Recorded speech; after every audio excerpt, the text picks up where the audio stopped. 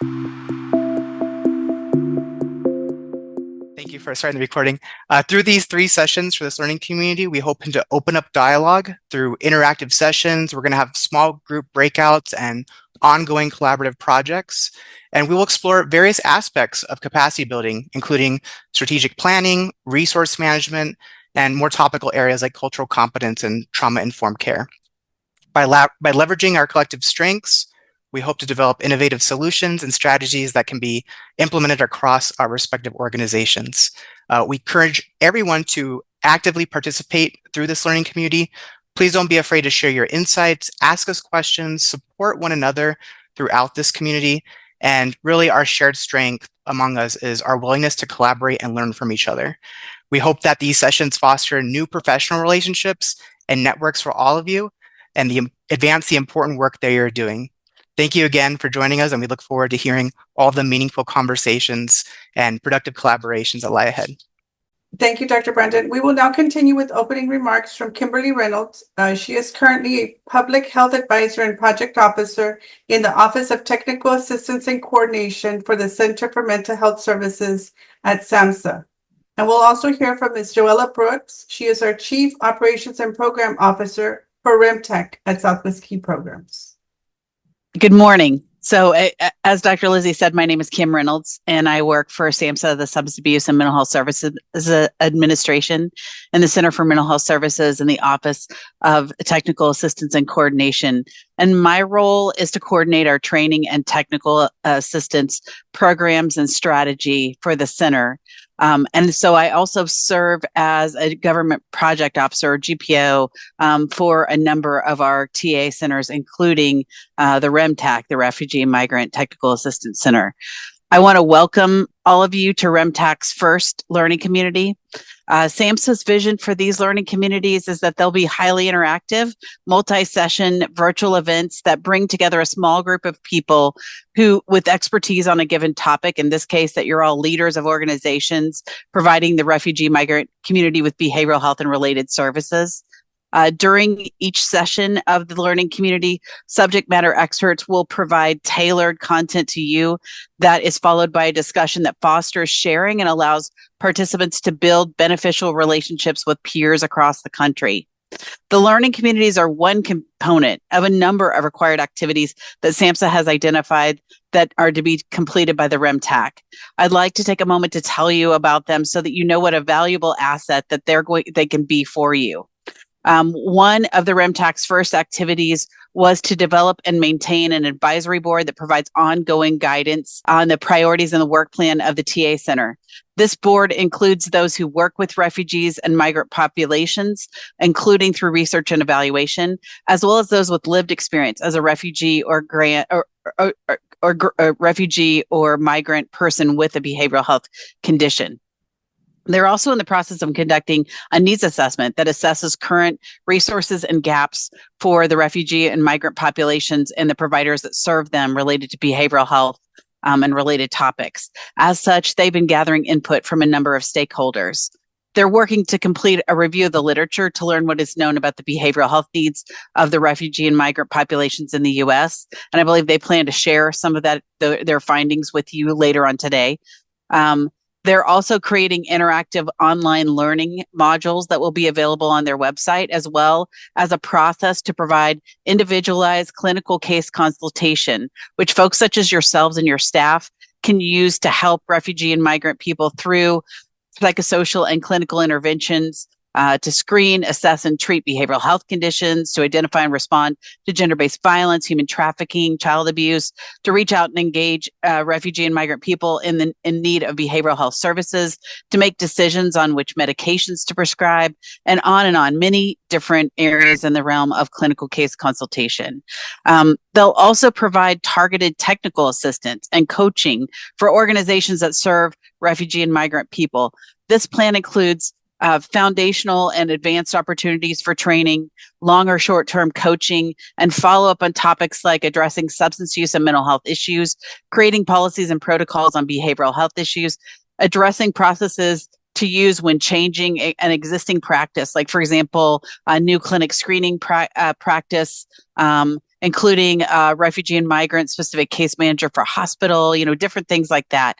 And then finally, they're creating partnerships with public and private organizations that offer legal and behavioral health and other social services to develop an online directory of the resources available to refugee and migrant people. So they're going to be very busy over these next 5 years. And we hope that the resources that they create will be relevant and useful for you and your staff to support the behavioral health of your refugee and migrant populations. So I'm going to have to go to another meeting. Thank you for allowing me to join today and for what you do to serve the refugee and migrant community.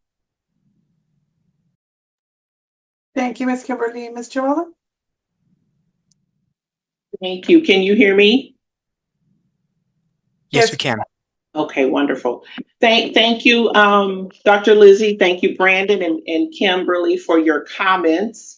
As Dr. Brandon said, well, my name is Joella Brooks, and I am the Chief Operations and Programs Officer for Southwest Key.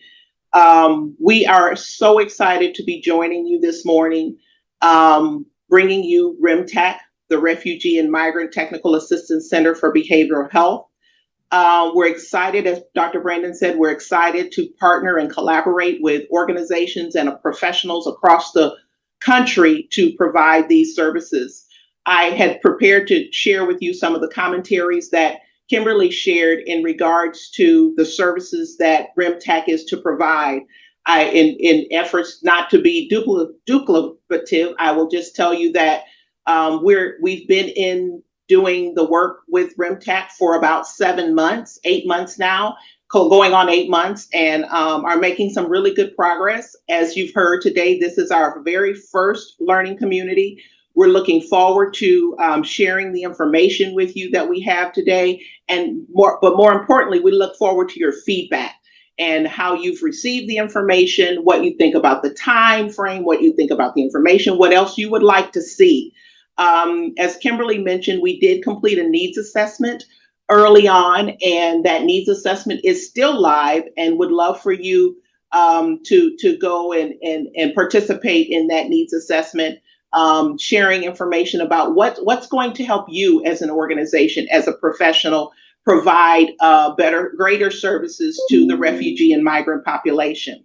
So with that, we also have our website coming soon, hopefully in the next 2 weeks. You can log on to RMTAC.org and find out more information about the RMTAC program.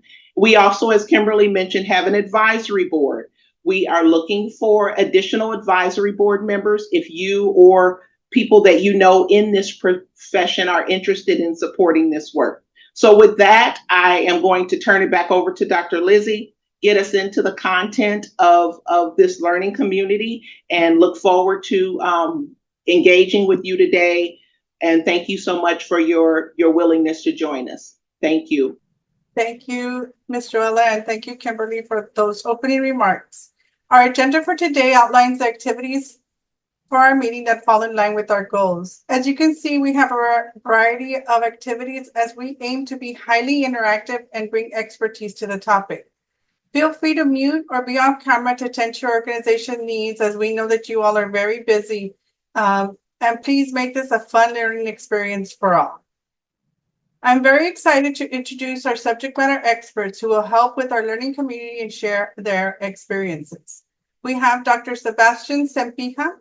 He is currently the CEO and Clinical Director of Sebastian Family Psychology Practice in Glendale, Wisconsin. The Sebastian Family Psychology Practice strives to help individuals and families live better lives. And I'm happy to share that Dr. Sebastian also serves on RMTAC's advisory board. In addition, we have Amy Dominguez, who is currently the Director of Disaster Services for the Crisis Emotional Care Team for Vibrant Emotional Health out of New York City, New York. The Crisis Emotional Care Team provides just-in-time support and care for individuals and communities affected by natural or human-caused disasters, emergencies, and other crises. Their mission is to alleviate emotional suffering and promote resilience.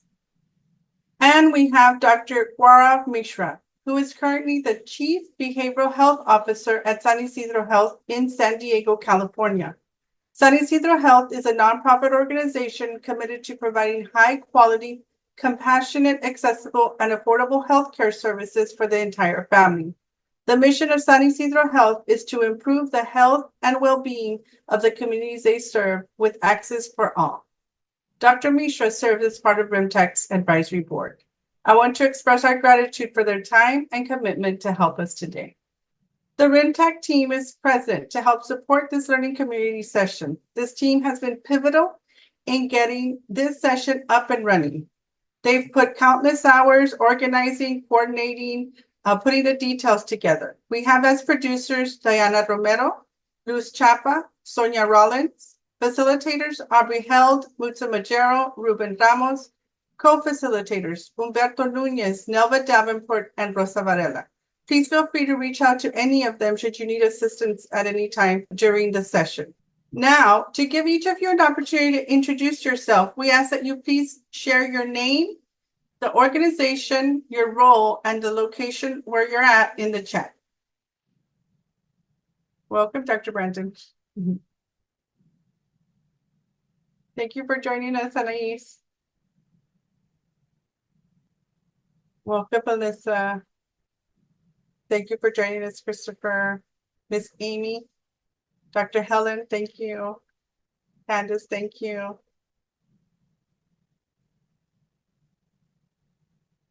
Thank you. Dr. Mendez, beautiful name. Hi, Esther. Miss Sue, welcome.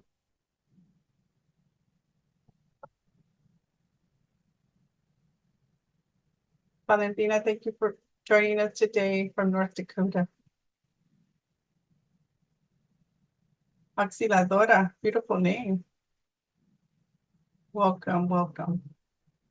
So welcome all of you. Thank you so much. We hope to learn and get to know each other a little more during our session. We're excited that you are here today to learn from each other. We also have observers present who are in listen-only mode to be able to provide input and critical feedback for our first session. Observers include Southwest Key and AMTC staff and leadership, along with RMTAC team members. We have advisory board members and attendees from USCRI. Also, observers, thank you so much for your time and input. At this time, we'd like to get to know each other a little bit better. We know that usually our day-to-day is work, work, work. So we have a couple of fun activities just to break the ice.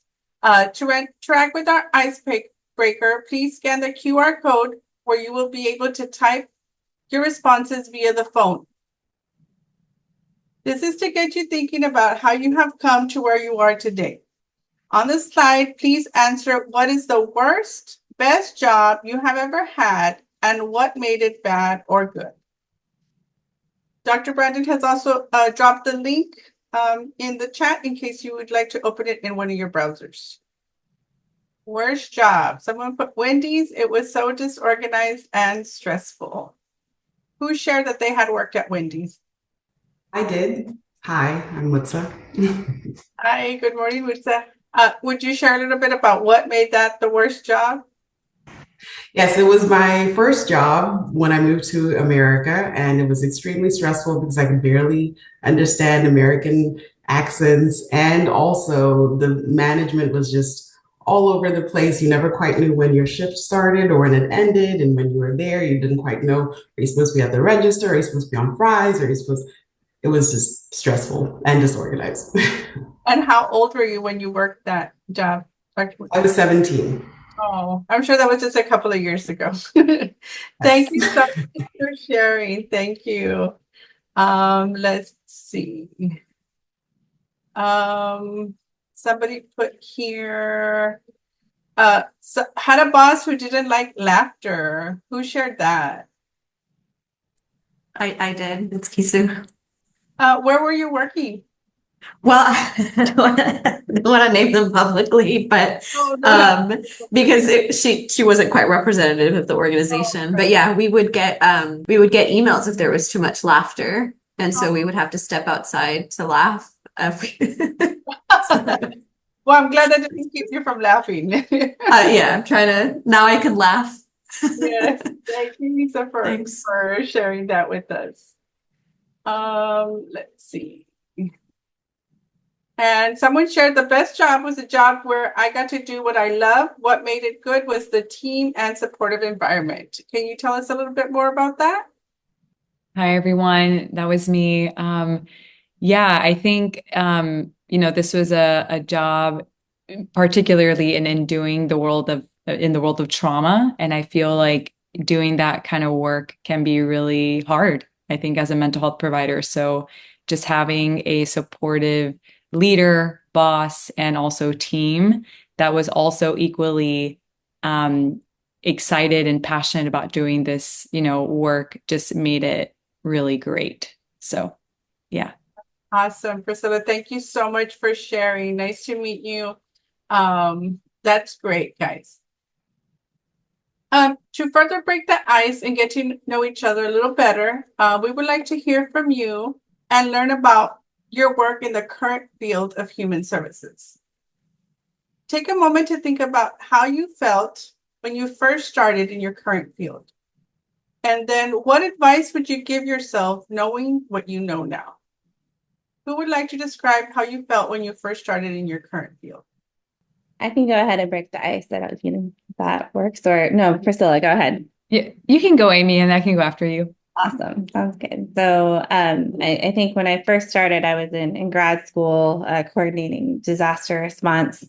My first coordination was actually after the Haiti earthquake. And I remember a very poignant feeling that all of the experiences that I had had in my years kind of coming together to be able to deliver on this need. It's really satisfying and humbling and anchoring in kind of what set me forward. Thank you so much for sharing, Amy. And what advice would you give yourself knowing what you know now? Yeah, I'll talk a little bit more about this later, but I would say be very quick to listen before opening your mouth, and to be committed to following through on what you say you'll do. Great advice. Thank you. I believe Priscilla had raised her hand. Yeah. How I felt when I first started in the field, I would say I was very excited to take on all the world's suffering in the world of mental health and to work with kids, struggling with trauma. I knew I wanted to do trauma early on and quickly realized that that was a really, really big thing to sort of put on myself. So I think to answer the second question, I would have told, the advice I would have given myself is that, I don't get to do this alone. I get to work with other, amazing teams, individuals, because it is tough. It's tough to do this kind of work. I don't have to take it on all alone by myself. So that's the advice that I would give myself. Great advice. Thank you so much for sharing that experience. Okay, so we'll go ahead and jump into our activities. Now that we've taken some time to meet and learn about each other, our purpose for this learning community session is to highlight the key challenges faced by leaders in behavioral healthcare organizations. It's important to identify challenges as this is crucial for developing effective strategies to overcome them and improve organizational performance. Through RMTAC's outreach at the Conference for National Council for Mental Wellbeing and through our information sessions, we have identified themes brought up by organizational leaders that there are different areas in which agencies are under-resourced. We have had agencies describe that they lack bilingual or multicultural therapists, they lack access to translators or finding translators who know the specific language. Some organizations don't have enough licensed therapists, while others advise that they have practitioners and therapists, but they don't have the refugee and migrants going in for services. So during our outreach and marketing, we have been challenged to help organizations identify HR help, address staff retention, and effective recruitment. We have also had staff praise high-performing organizations that have enough staff and cover large geographic areas, and presented the challenge. Can RMTAC help us to get where they are at? So this is how this topic was born for our first learning community cohort. We also looked at our literature review and needs assessment that were completed as part of our grant deliverables. AMTC and RMTAC completed a literature review. In the final report on the behavioral health needs of refugee and migrant populations in the United States, a scope and review, RMTAC drew on information and directions from the report to inform training and technical assistance activities and provide recommendations for providers. By looking at research for the past 5 years, RMTAC was informed on ways to improve care. When you received your pre-read assignment, clinical and academic perspectives on expressive arts therapy for refugee children and families, a qualitative study that was published in 2023 in the International Journal of Migration, Health and Social Care. This article showed relevant findings, noted that organizational leaders can impact the effectiveness of mental health services. RMTAC also completed a needs assessment provider survey that was designed to assess current resources and gaps for refugee and migrant populations and the providers that serve them. The survey intended to include input from stakeholders and organizational leaders. In the report, we received a total of 272 responses, 40% of which were from administrators and organizational leaders. These responses helped drive the creation of the learning community topic. By the end of the session, participants will be able to identify, analyze, and assess capacity building opportunities and current organizational challenges in providing behavioral healthcare services to refugee and migrant populations. We want to help you look at your organization and see where there is room for growth and improvement, and also to see in the areas where you are excelling. You are an organizational leader who is described as an individual who guides and manages your organization. You play a crucial role in setting strategic goals, motivating your teams, and ensuring the organization meets its objectives. As behavioral healthcare leaders, you must be adaptable, innovative, and committed to improving the mental health and well-being of your patients and supporting your team at the same time. We understand that you work in challenging environments and play a pivotal role in shaping the future of behavioral healthcare. As we come together to talk and share, we hope to help you gain a deeper understanding of your strengths and learning opportunities within your leadership and the organization you lead. We hope to share experiences and insights that foster a culture of mutual learning. By listening to each other, we encourage innovative thinking and problem-solving approaches. We hope this is a safe learning environment where you as a leader feel supported to express ideas, take risks, and learn from any past or current challenges. Before each session, we will have pre-work and reading to support our learning and time together. This will be homework to help us prepare. And at the end of the full learning community, we hope to create a toolkit that other agencies will be able to access via our website that has recordings of our sessions, all the handouts and resources used, and allows them to take the information and use it to improve their organization. Before we move on to our activities, does anyone have any questions? Okay, thank you. To further enhance identifying opportunities for improvement, we would like to discuss organizational assessments. So why do organizations need assessment? Has anyone here used organization assessments before? If you could say yes in the chat, if anyone's used an organizational assessment, that'd be great. Or raise their hand. I'm trying to go through. Valentina, would you like to share a little bit of your experience with organizational assessment? Yes. So hi everyone, my name is Valentina and I'm talking from Fargo.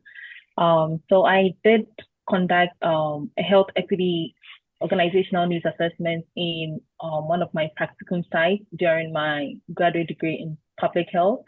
And this was basically to identify any barriers to services that the organization provided to customers. So we did like an internal health equity assessment of our procedures and how best we could revise some of these activities that we do to better serve the people that we commit to serving every day. So yeah. Thank you so much. That's good to know. And I've had a few other respondents for PCP and BH integration. And then Russell mentioned that he uses SWOT. So yes, those are all great ways to assess your organization. So good. By diving in and looking at the organization through standardized assessment, organizational leaders can recognize strengths, which can be leveraged for further growth and development. Assessment provides a platform to clarify different perceptions within the organization, ensuring everyone is on the same page regarding goals and challenges, and allows planning strategies to enhance capacity in identified areas. Regular assessments allow organizations to measure progress, helping to stay on track with goals. We would like to begin the process of identifying challenges by reviewing the Organizational Capacity Assessment Tool published by AmeriCorps Office of Research and Evaluation in October 2017. Has anyone here used this tool before? You can either raise your hand or put it in the chat. I'm seeing a lot of head nods, which is good. It means it'll be the first introduction for a lot of folks. Like I used to tell my students back when I was an elementary school teacher, I love when you don't know something because that allows me to teach it to you the right way. So the Organizational Capacity Assessment Tool will allow you to assess your organization's strengths, clarify perceptions, and plan strategies to enhance capacity in identified areas. As leaders, you can use the tool to assess your organization's capacity, which may help you understand your strengths and areas for improvement from an internal perspective. And incorporating your team in the assessment process, you gather diverse insights and foster a sense of ownership and collaboration within your organization. Additional benefits include strategic planning, benchmarking, enhanced communication, identify areas of focus for training and development, along with having input for continuous improvement. The tool provides a practical approach to beginning or enhancing an organization's understanding of its capacity strengths and areas where its capacity might be enhanced. So looking at the breakdown, you see the different domains that are assessed in the tool. So you have leadership capacity, which looks at vision, mission, governance, strategy, planning, culture and values. You have service capacity, which looks at program design, program implementation, and performance management. We have management and operations capacity, which is financial management, human resources, IT, and infrastructure. And then we have community engagement capacity that looks at fund development, communications and advocacy, volunteer management, and community partnerships. And then finally, an evaluative capacity, which looks at evaluation planning, data collection, measuring impact, learning, and continuous improvement. We did our research and we looked at different assessments, and we felt that this one more aligned with what we were trying to get people to help with. So let's go ahead and preview some questions from each of the domains. So in leadership capacity, under the domain of culture and values, think about question 1.29. The demographics of our staff do not represent the population it serves. So to provide a response here, you would either choose true, NA, or not true. The next question looks at management and operations capacity under human resources. 2.8, our organization does not routinely assess workloads to ensure adequate resources are available to meet performance objectives. Next question, service capacity under performance management. 4.14, our program does not have clearly defined key performance indicators. And then we have community engagement capacity, looking at communications and advocacy. Our organization has outdated communication tools and messages. And then we have the evaluative capacity, looking at data collection. Our organization does not have clear protocols for data collection. So in each of these questions, you would pick either true, NA, or not true for your organization. When completing the assessment, after each capacity, you note how many not true and how many not applicable, and the PDF form will calculate your number and give you percentages. You would use the scoring rubric to identify areas within your organization of greatest strength, which are here the ones that are closest to 100%, and then the areas where there's the greatest need, which are closer to 0% within your organization. Here we see that community engagement capacity is at the highest level with an 83%. And then we have evaluative capacity had the lowest percentage of where we see the greatest opportunity for growth. Once you have your scores, there are accompanying questions that will allow you to reflect on the various aspects of your organization to drive capacity building efforts. And then there's resources to build capacity section at the end of each domain, which can support your exploration. So now we want to give you an opportunity to look at these questions again to get you primed for our next activity. On the screen, reflect on these questions, as some of these may give insight on your current capacity level at your organization. Make a mental note. Do any of these questions elicit insight in which areas my organization is excelling or provides an opportunity for improvement? Thank you so much for listening in on organizational assessment. Do you have any questions? Valentina mentioned in the comments, says these preview questions are very similar to the focus group discussion questions my team and I use in our organizational health equity assessment. Beautiful, Valentina. Great, great. Auxiliadora has her hand raised. Okay, go ahead. Thank you. Yes, I saw that one of the desired outcomes is to do an assessment. So my question is, so one of the expectations or at the end of this process, are we going to use this tool to do an organizational assessment? Yes, we are. We're going to go ahead and provide this to you at the end of this session. And our expectation would be for you to go back and complete the assessment. And then we can have that feedback to review during our next during our next session for this learning community. Great question. Thank you, Axel. Thank you. Just briefly, can it be like an assessment of a program? So we have like different, so not the whole organization, but a specific program. Yes, so then you would go back and you would fine tune this to how you would like. At the end of the notes, I will review it a little bit more. It can be yourself. It can be about your own leadership. It can be somebody from your staff, a volunteer, maybe your own boss, how you would want it to measure. Thank you, Exceldora. Priscilla? Yeah, I just have a question. I've never used this assessment. I like these questions. I was just curious if this was an assessment that was validated with, like, can it be any organization? Is it specific to healthcare, mental health? Does it not matter? I was just curious about that. And that was one of the reasons that I chose this one. When I did my research, I was looking for something specifically for behavioral health care. There wasn't anything specific, but this one, it focused on capacity building, and two, it could be used by any organization. And I'll send when we send the follow-up after the session, I'll include some links so that you can review some of the research that has been done with it. Great question. Thank you, Priscilla. Okay, thank you so much for listening in on organizational assessment. At this time, we will break for 5 minutes. Take a moment to get up and stretch, run to your next activity and run back. So there is 5 minutes on the clock. Ready, set, go. See you back soon. Thank you. Welcome back. Let's jump right into our next activity. In our next activity, we will do a breakout into small groups. There will be 3 groups. Each of the groups will have a subject matter expert, producer, facilitator, and co-facilitator. Your group discussion will be guided by your assigned facilitator. We ask each group to discuss the guiding questions and select one person to share the group's discussion when we come back together. Once you break into your small groups, please review the following guiding questions.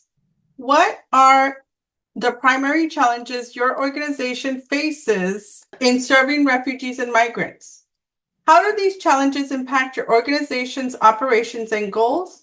And can you share specific examples of obstacles you've encountered and how they were addressed or not addressed? Remember to think about the insight from the different capacities that were introduced in the organizational assessment. I look forward to hearing back from you. Enjoy your group discussions.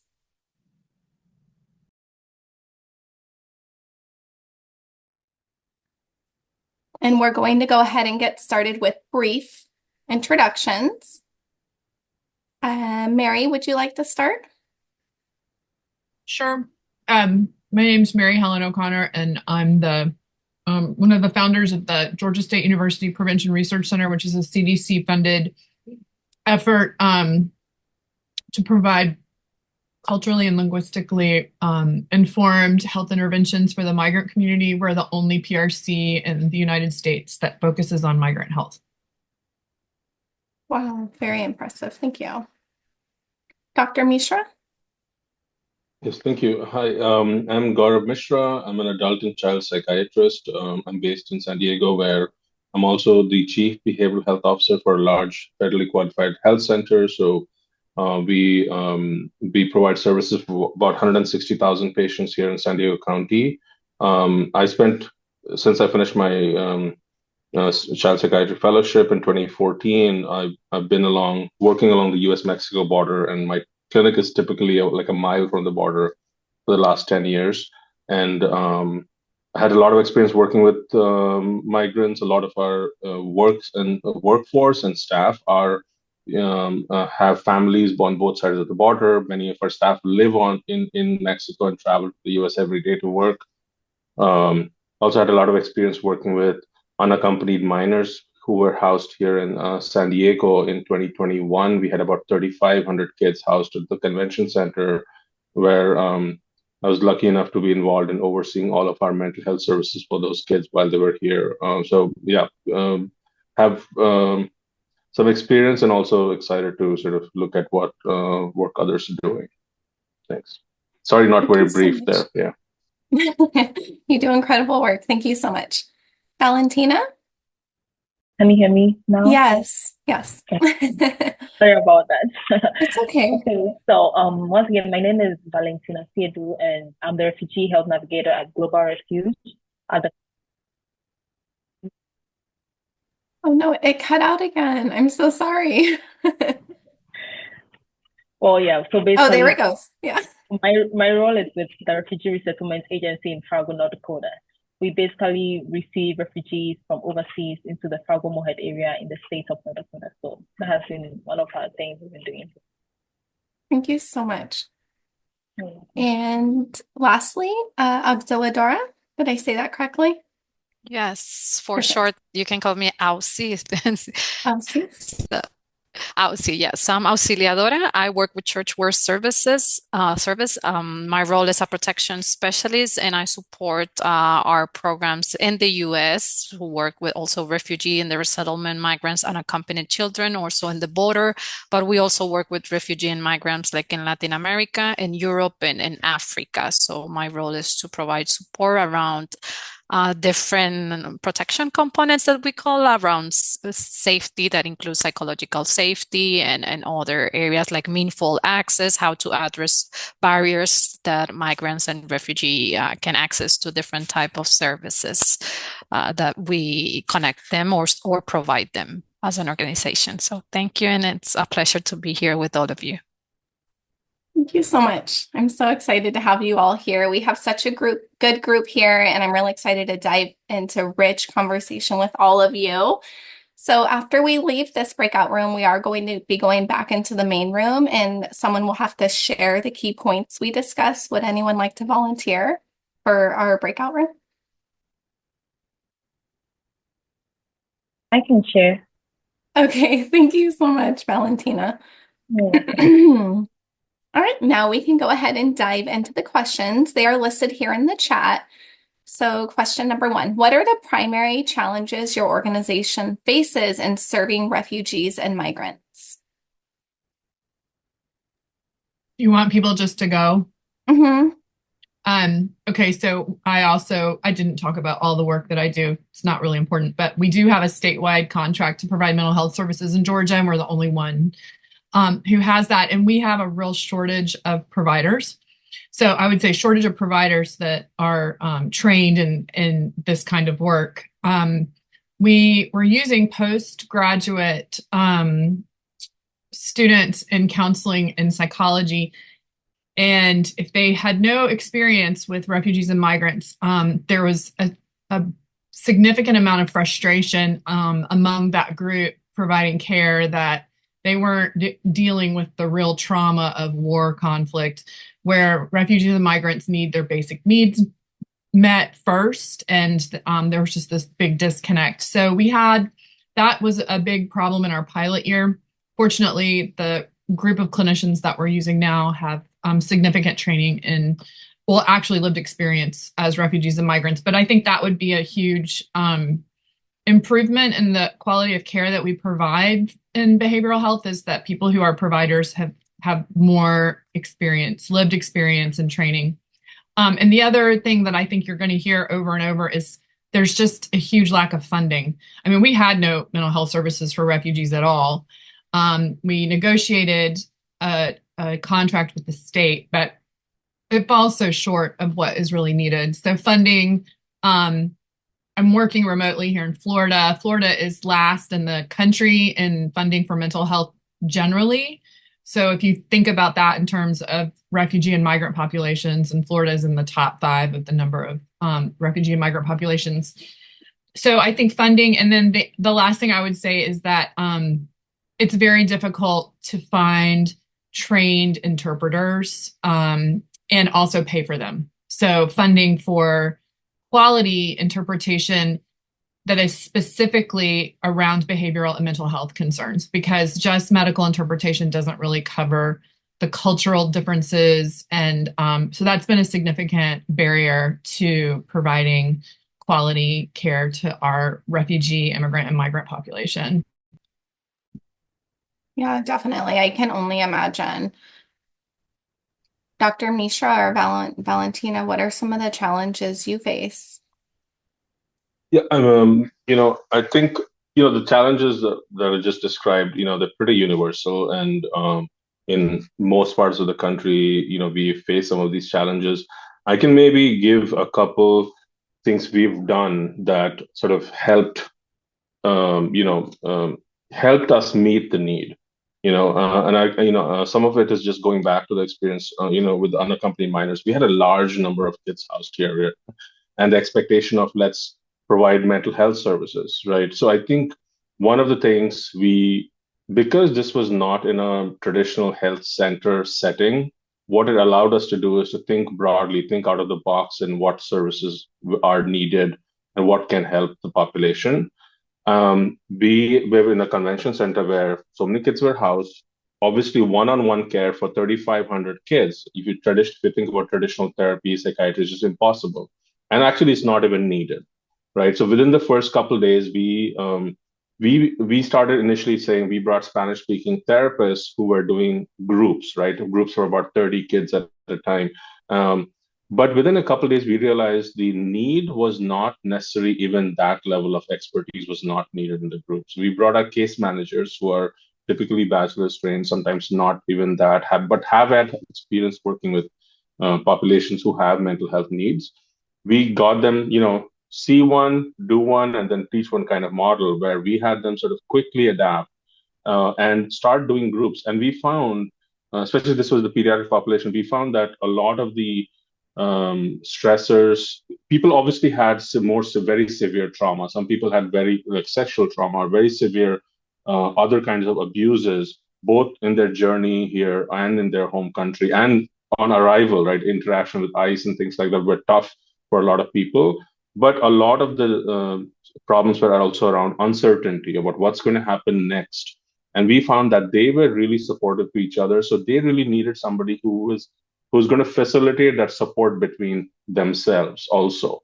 So even our case managers who are not traditionally thought of as mental health providers, they were doing these groups of 30 kids each. We ran 4 groups a day, 7 days a week. And we were really able to reach 800 kids a week. That was when we got to those numbers, we thought, okay, now we can actually get to the 3,500 and large need. And those groups became places where kids who had higher needs, who needed the one-on-one therapy, who needed the psychiatry because of suicidality or psychosis or any other complicating reason, were able to get triaged out. And then those were the kids given one-on-one services. So I think there is a need to think differently than we traditionally think in mental health, which is, our traditional models of one-on-one care of psychiatry and therapy. So I'm just putting that out there. That is a way to think differently when thinking about this big problem that we have. That's exactly been our experience. I'm so glad that you shared that, because sometimes I jump right to the problem. So we after our pilot year, we did what you did with the Afghans. and we Right. did groups and staged it according. And we found the groups. I think we expected that we were told to expect that there'd be so much stigma in the population that they wouldn't participate. That was not the case at all. Right. So I love hearing that we've used a similar approach and it's worked for different populations, because that's exactly what we had to do it out of necessity, because just like you said, there's not enough to do, and Right. people don't really need it. They don't necessarily Agreed. need one-on-one. So Right. we used groups, and then we have established a process. We work in partnership with the IRC. So we work with their case managers, and we identify the people that we think have more acute illness that needs to be treated one-on-one. And then the groups have kept going Right. Right. by themselves. We didn't even have Right. to do it. So I think, I'm so happy that you validated what we're doing, because sometimes it just feels like we're alone trying to make this up as we go. That's I think this field, unfortunately, many people think they're doing this things by themselves, whereas there is definitely a community out there of people trying to make it work. We actually have brought now, that experience, because we were not in the health center, we were not limited by how you're designing the program and all of that. So we were able to do this. We actually now bringing that back into our health center. We are getting our case managers trained by something called there's a lay counselor academy here, started by somebody here in California. And we are training our unlicensed, bachelor level and even sort of associates level case managers, care coordinators, peer support specialists, SUD counselors in that training. So they're able to do the groups across the board, even within the health centers. And that's been a good experience also so far. I'd love to see that if you want to share it. We've been looking for a model, and we're using PM Plus and then Parent Cafe out of Chicago to train lay facilitators, but it sounds like you have a better, easier option. So I would love to see that. I can definitely share that. Yeah. Dr. Mishra, did you mention peer? The Lay Academy also has peer. So the Lay Academy. Firstly, I'll just say we don't run that program. Somebody else does, and it's not cheap. It's about between 4,000 to 5,000 per person. So funding it is not easy. We've been able to use some grant funding to be able to leverage that, and but we found it extremely useful. The other thing we are also doing is anybody going through that training has ongoing weekly supervision with a licensed clinician, because now we are putting our care coordinators and counselors in a situation where they're more ready to receive this information, but they're also receiving a lot more trauma information, a lot more things that maybe they've not had the training of for. How do you handle all of that information coming to you? So I think, especially if you think about peers, a lot of them have had similar experiences. We actually had to, one of our care. Oh, darn. Just when it was getting good. Yeah. So Valentina and Oxeladora, would you say that these are the same challenges you face and obstacles you've had to overcome in your workplace? Yeah. Oh, Go, sorry. Valentina. Yeah, go. Okay, yeah. So one thing I would like to say is what I've seen in our places with regards to interpretation services.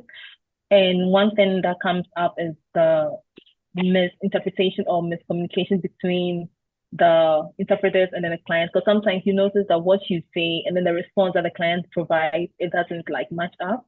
So that has been some of the difficulties we've been having so far. And Oxeladora?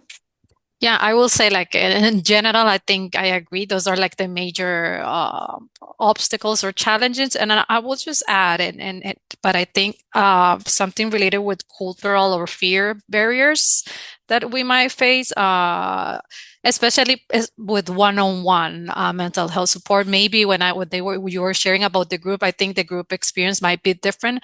But when someone needs a one-on-one, that we do face with cultural barriers related with that you don't believe, that this is something that you're not used to, and finding someone that you relate to and that like a refugee or migrant that is going to understand your background, where are you coming, your context and your language. So I think it's something that we have a lot of clients that are not willing to, that they need and they know, but they're not willing to do that. And also something related with more possibly with women that we just start noticing a bit. It's also a fear because of the way the system is understood related with child protection services, a fear related that the children can be taken away because you are not stable. So that's also like a gender probably related challenge that we also are starting to notice or face, especially because there is a larger volume of migrants and refugees that are called for child protective services because of cultural understandings and all of that. So that's also something that we are looking to address. And two things to add from my side, probably. It is related with low literacy and it can be also intellectual difference. That is also something that we think have to add or address as how to approach in a mental health support. And with our border experience, it's just sometimes people we just have contact with people like for 24 hours or 48 hours, and then we can we identify like something we will call like a red flag or a need of support, but then that's the framework that we have, and then we might lose contact with that person. They move to their destination and that's it. So that's also something that we are trying to find the best way to provide support in that short amount of time with that. So I think that's what I wanted to add. That's perfect. And thank you so much for sharing. I think these are all very valid points for us to carry over and bring into the main breakout room, because I'm very sure we're going to see that these are challenges that are being faced across the board. Dr. Mishra, before you had gotten disconnected, do you want to finish talking about the topic? No, I think I just wanted to point out, I think there's a need to think outside the box a little bit when we are in these situations, because funding is tough to receive as a known fact. The other thing about getting people ready, getting the right clinicians or team members in your setting, there's also a need to think about trainees. I think like we need to start early, and a lot of the people coming out of healthcare training today, I'm actually excited to see they're a lot more community service oriented than, frankly, I remember my peers being when I trained about 10 years ago. So that's exciting to see, but not everybody has the opportunity to get that exposure in training. So getting those, working with the training programs, both in psychology or LMFT, LCSW, and the psychiatry and family medicine even areas early, getting them rotating with you. It's not easy. It's a lot of work working with trainees, but I think it's worth it because it helps them get ready to want to do the work. Because otherwise, if they don't have the exposure, there's a kind of hesitation to go into this community setting and do this kind of work. That's just one other thing. I just wanted to add two quick things that kept coming up in our assessments of our programs, and that was transportation and childcare. So whether it was individual clinical work or groups, those were two major barriers to participation in any of our programs. So we've just started writing those into our grant proposals and partnering with a licensed childcare provider to provide childcare on site, especially because our Afghan families, some of our families have large numbers of kids. And then transportation, the Uber and Lyft solution didn't work for women, especially who are alone. So we partnered with a transportation company to provide carpooling services for groups of people. But I just think those are two things that we don't think about. It seems like they're simple, but they're actually huge barriers to continued and sustained participation in our programs. That's amazing. You are all just writing that in the grant to overcome that barrier. Would anyone else like to overcome how they have overcome barriers? Maybe I just add a little bit to that point. So even in the US, the reality is, the postpartum visit for women, right? The first visit they have with their physician right after delivering a baby. Many women miss it, one, but they never miss the pediatrician visit, which is the first visit. So majority of the postpartum depression tends to get picked up in the pediatrics clinic, not in the women's health clinic, which is what we would assume, women go in for the care. No, the majority of postpartum depression is picked up in the pediatrics clinic, in the first visit for the child. And just that, to say that is that a lot of times you'll tell adults and women, especially, that come and get care for yourself. You need help with this and that. And they will put that off till the last thing they have to do. And if you tell them, why don't you come? We have resources for your child, for your school, kids' school, backpacks, and we have other counseling for your child. Those things tend to bring families, especially women, in a lot more easily than it would be if it is just for their own need. So when you're building a program for adult women, let's say, or adult family members, thinking about that as childcare, of course, huge. Like a lot of, I don't have anywhere to leave my kids. I can't, and if you can't handle the kids I bring with me, then maybe you're not ready to serve me. But that's one thing. But also building in some services and support for the kids can make a huge difference in willingness to engage. I see Helen just wrote here in the chat. Oh, our breakout room is ending. In our studies, immigrant parents take their kids to their checkups far more frequently than US. Definitely. Would you all say that this is something you all witness as well? I see all the head nods. Well, thank you all so much for participating in this breakout session. And Valentina, thank you for being the person to speak on behalf of Group 1. I look forward to hearing what everyone else has to say.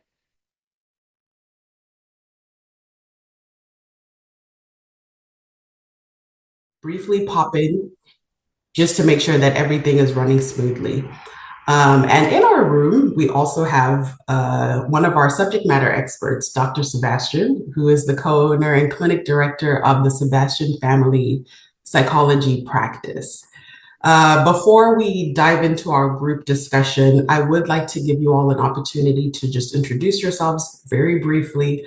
So if anybody would like to start, you're welcome to mute yourself and just briefly share who you are and which organization you're with.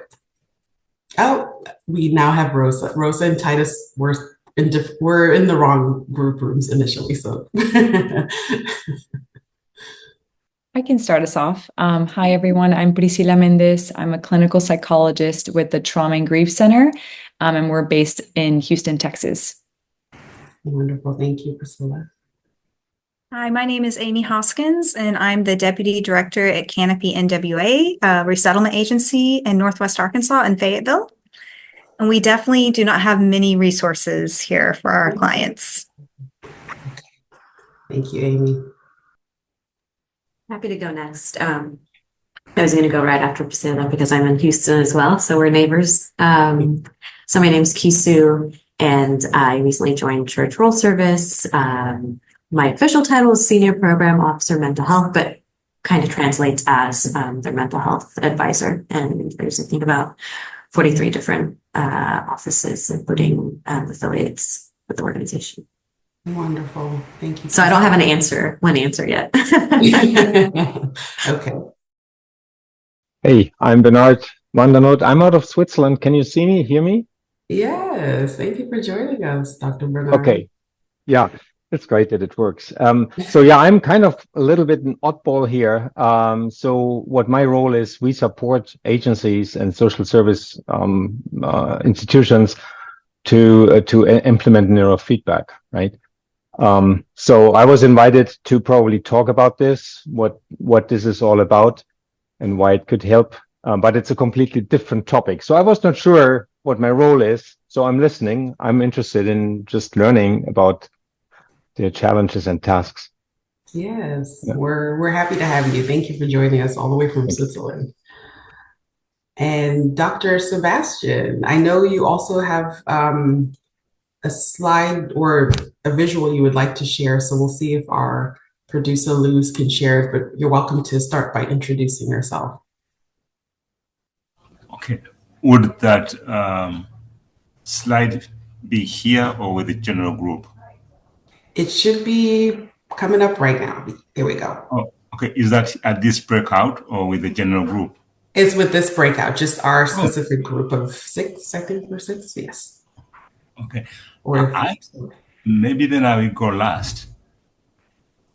Okay. Oh, sure. Yes, we can save some time at the end as we're wrapping up for you to share this if you would like. Okay. So for me, thank you so much for the opportunity to be here. And I know these things take a lot of time behind the scenes to get them done. By listening in on the titles and the hats that you all wear, I can imagine how much you sleep with minimal worries about your organizations, many of which I think are either non-profit or like mine, for profit on paper, but I never see the profit except the hard work. So I want to thank all of you for your dedication and investment. For me, this has been and continues to be a joy, an incredible joy of service, learning, teaching, and continuously drawing from a deep well of gratitude from my staff, from my coworkers, and then this other extended responsibility that I was invited to be in, which is the RMTSC. So I will share a little bit more, but I will stop there for now. Wonderful. Thank you, Dr. Sebastian. I think we have a really great group here, and so I'm excited for us to dive into our discussion. Something to keep in mind is we're gonna talk through 3 specific questions in this small group discussion, and then we'll go back to the main group and share some of the key points with the main group. So we'll need to identify someone who could serve as a speaker for our group. If anybody feels compelled to volunteer right now, you may go ahead, or maybe we can wait a little bit later and assign a speaker for our group once we've talked about our questions. So I'll start by asking, is anybody interested in being our speaker just yet? Okay, we will come back to that. Okay, so let's start with our group, with our guiding questions. So the first question is, what are the primary challenges your organization faces in serving refugees and migrants? You're all welcome to jump in. It would be helpful to hear from as many people as possible so that we can have what feels like a rich discussion and be able to share with everybody else. So I'll repeat the question. What are the primary challenges your organization faces in serving refugees and migrants? Can we share? Or are we just pondering on the question? No, you're definitely welcome to start sharing. Yes. Okay. I think when I read that question, one of the several things come to mind. So where I currently work, so several things. So we're in Houston, which I know that in terms of the population, that's not an issue. I know that there is a large, refugee migrant population in Houston. We definitely do see them at our clinical branch, which is called the Lucene Center for Trauma and Grief. But one of the things we've talked a lot about is ways to get our name out there a little bit more, particularly with this population, and how to do that better. I think a lot of our referrals currently come from schools. Parents will hear about us on the internet. They'll look us up. Hospitals, I do feel like we're pretty well known in the Houston area. I think we're very well known when it comes to supporting youth who have experienced trauma and or loss, but we're not necessarily an organization that we're known to serve refugee and migrants. At the same time, we have served those youth and families. But yeah, I think it's just some of the conversations we've had is how can we put our name out there to really, try to bring in some more of those youth and families. And I think, something that comes to mind is that we are primarily virtual. So I know that can either be a pro and a con. Like, I think being in this virtual world can really allow for access to care for those families who can't go to a clinic or hospital. It can definitely be an advantage in that, but I also recognize that there can be a barrier when it comes to this virtual world. I think just given my work in working with this population, which I've worked with them in other settings and other contexts, I think, it's better to also meet in person. It's a lot more personable. I think sometimes I've had, migrant families that are hesitant about, being on this online platform and who has access to this, and which totally understandable. So I think there's like that piece as well. We're mainly virtual. So I don't know, maybe it'd be better if we were in person. So I think that can also create a challenge, which again, I recognize that it can also be an advantage as well. So those are some of the things that are just sort of going through my mind right now, and as I read that first question. Thank you for sharing that. Would anybody else like to share any challenges that they face? I'm happy to share a few that came from a survey that a colleague had conducted before I started, but also just, I think, through conversation. I would say I have a list, but I think one of the biggest ones is access, whether it's language or linguistic or just trying to navigate healthcare, right? Like, what kind of care can you access depending on what kind of which county you're in and what state you're in, I think is a big one. And then I think another one that we see is particularly right with the communities that we work with, talk often, right? The offering in a lot of community mental health agencies or right hospitals is talk therapy, at least right and from what I've observed. So I think just this, are there other healing modalities that are accessible beyond talk therapy? And I think also just as well, I put stigma last because I often don't want to situate the problem always within the communities. But I think also, right, but that is also a reality, that stigma around mental health. So I think those would be probably the top three. Thank you. Thank you, Kisu. Okay, so in thinking about some of these challenges, the second guiding question is, how do they impact your organization's operations and goals? So Priscilla and Kisu, you noted a few really good ones: the challenge of being primarily virtual, how to get yourself or how to get your name out there, stigma, talk therapy as a modality, and access. So how do some of these and any other challenges that you may be thinking of, how do they impact your organization's operations and goals? I think a way in which it's impacted our organization is, I think we're constantly having to come back to the drawing board and just be mindful of how we're doing things. So which I think it's a good type of impact. I think it's allowing us to try to be mindful as to how we can address some of these challenges and barriers.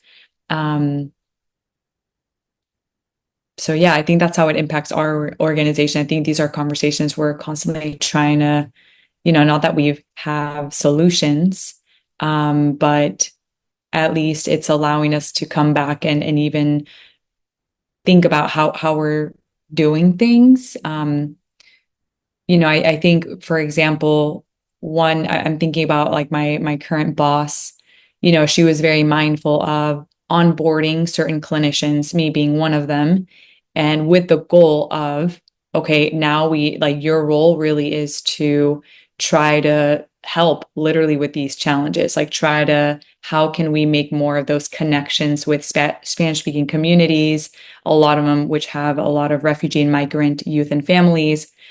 So yeah, I think these challenges are impacting our organization, in which we're constantly having to think about how we're doing things, including like the different roles that we have on part of our team, and like literally hiring people to address some of these barriers. So that's what comes up for me with that. Hello. I'm sorry. We have about 10 minutes for our breakout room discussions. Thank you, Liz. Thank you.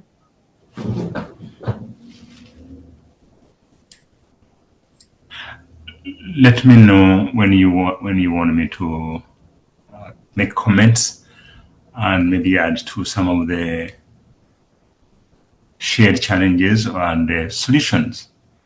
I know we have about 10 minutes, so let me know when I can jump in to do that.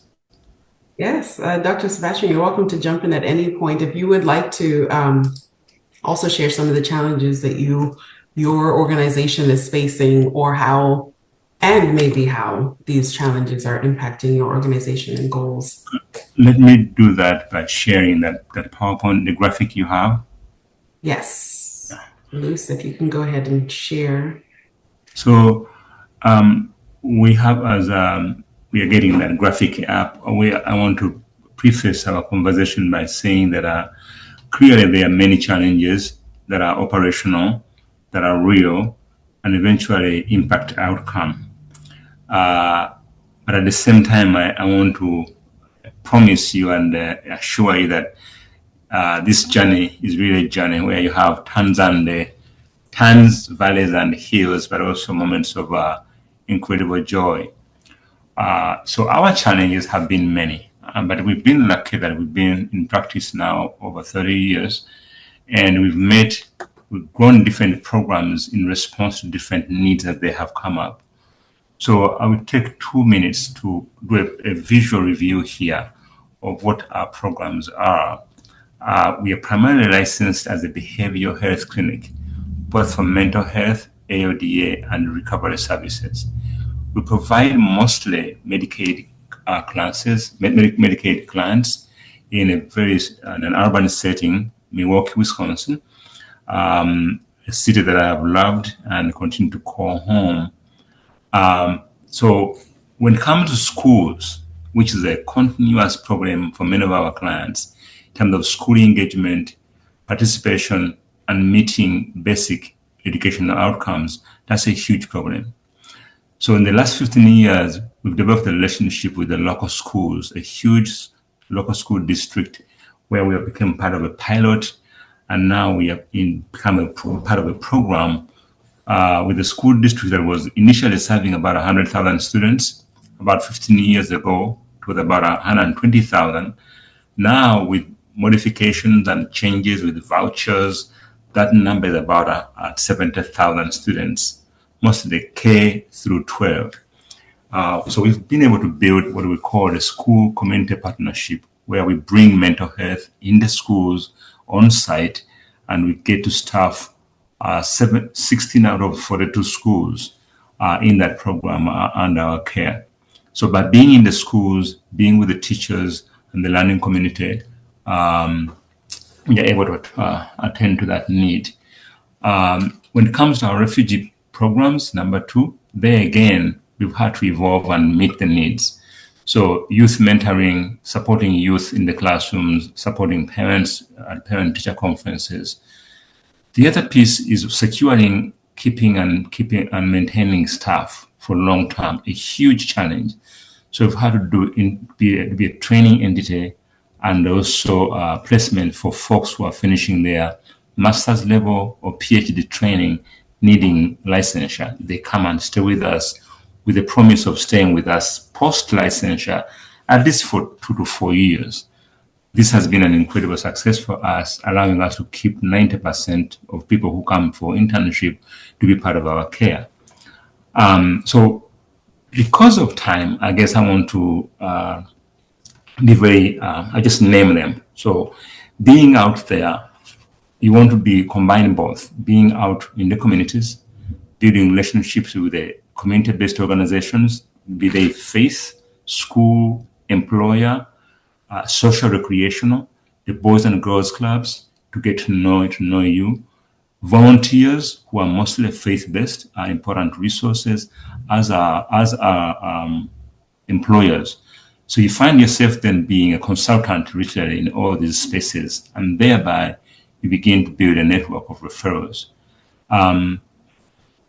Because we are teaching clinic, we have also had a strong relationship leveraging with our academic partners. Item number 4, we have had a strong relationship of building up what we call our City of Nations Conference, OCON, which is now, since 2015, we've had this going on for we're going into our 5th presentation coming up on August 28th, bringing together the academic institutions that teach and eventually want to be part of the community. So this is also an incredible resource for us. We partner with the county to deal with the chronically and mentally ill patients, including those that are struggling with alcohol and addiction issues, so that the county itself gives us referrals. And finally, the HMOs. We have to know who are the local HMOs, the provider relationship individuals. You go to visit them, have coffee with them, get to know them as individuals, and find out how you can help them maintain their members, because HMOs are in the business of making money. And so they want to make sure that their clients also not only attend to health issues, but other social determinants of health challenges can be addressed. So finally, I really want to, I admire each one of you have your own unique character and talent. You want to have your community to get to know you as who you are. And therefore, they will become your source for referrals. I will stop there. I see we have 2 minutes and wait for your comments.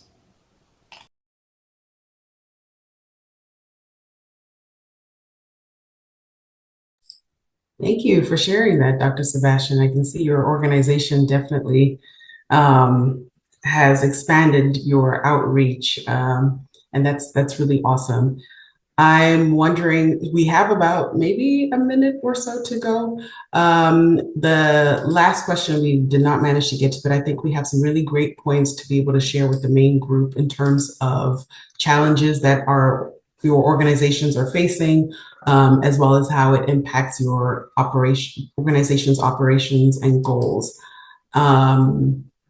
I'm wondering who would like to serve as a speaker for our group when we go back into the main group discussion. We'll probably just be called on. We are group number 2, so they'll probably just call out and say, group number 2, what would you like to share from your discussion that stood out for this discussion? I'm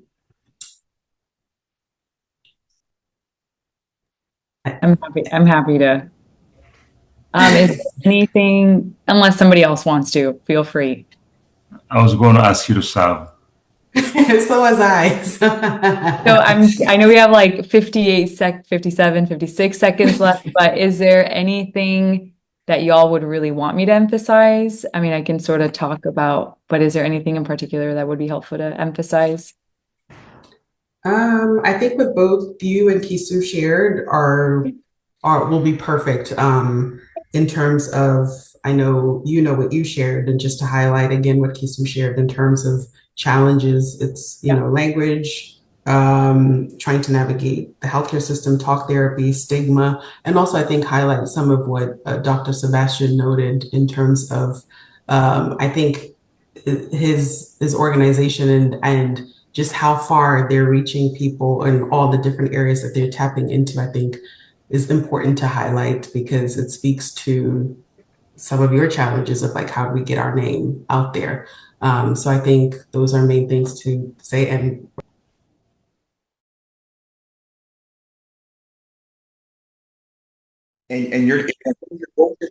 what was your first name, Melissa?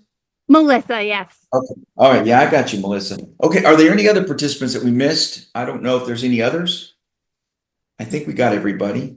And so, let's get started here. I'm joined by 2 of my colleagues. I've just mentioned them.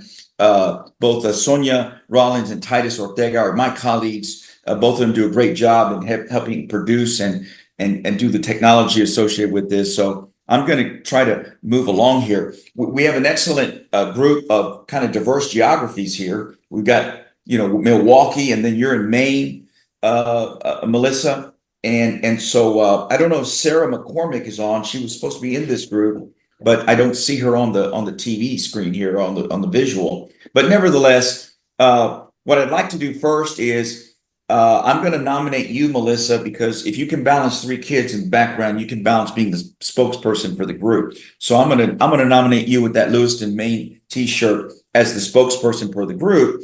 And that being said, I think what you just said is very important.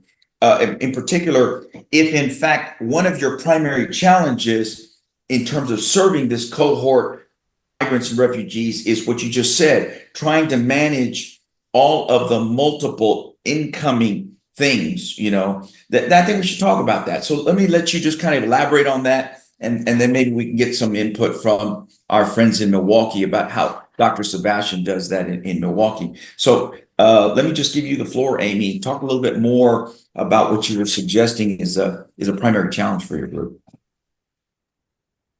Okay. Yeah. So I think it's always this balance between we have to check the box so we can give evidence that we've provided the service, and how much time do you want me to check the box, and how much time do you want me to provide the service? And so finding that balance. As an example, we have this, we're a resettlement agency, and one of our programs is called Refugee Health Promotion.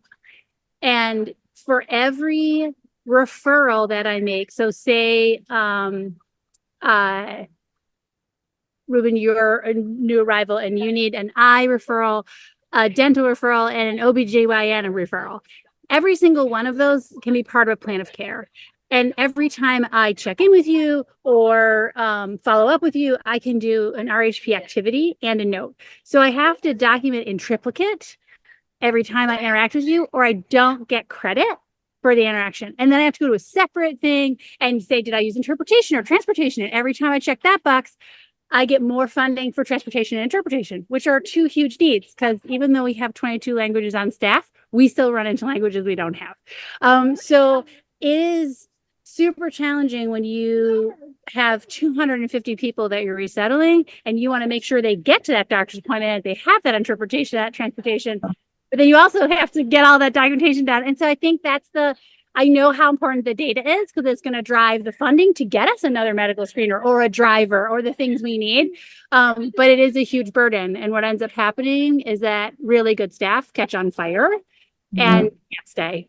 And so this leads to staff retention, which is quality. And so it's like compliance versus quality. And then there's also some things that don't make sense to me in terms of, if I invite you to a community education forum about diabetes, I can count that as, I did outreach, even if I know you're hoteled right now and you don't have a car and you can't get there.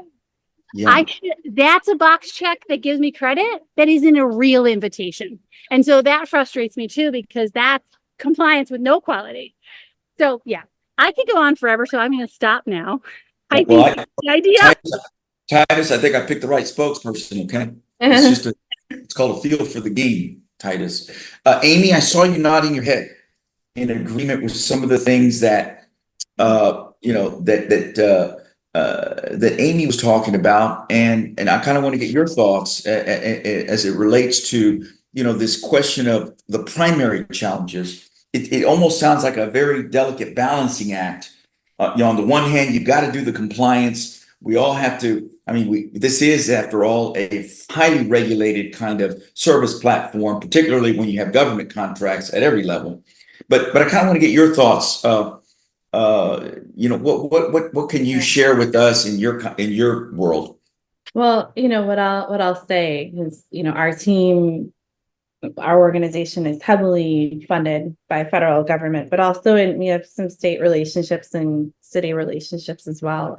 And I wish there was a space or openness to scrutinizing or evaluating the systems that speak to the data, because I think a lot of times they just are grandfathered in and then layered and layered and layered, and they're not, and that's a very high level idealized wishful thinking moment. But I think when it comes to like the organizational piece of it, what I've seen be effective is to have people, like the staff structure, speak to the reality of the tracking, and that requires vision and leadership that is willing to consider the monotonous support as mission critical.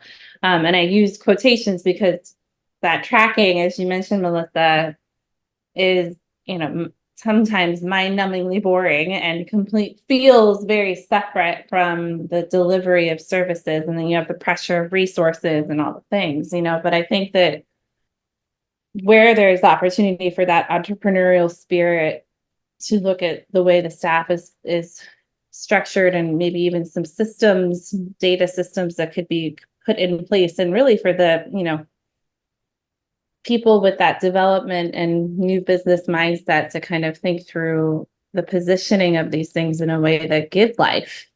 Because when the systems do work, and I've been there as well, it is life-giving, and it motivates more programming and opportunity for the people that we're trying to care for. So, on one end, it's the pie in the sky. Could we just look at our systems and try to simplify things so that the information is still captured?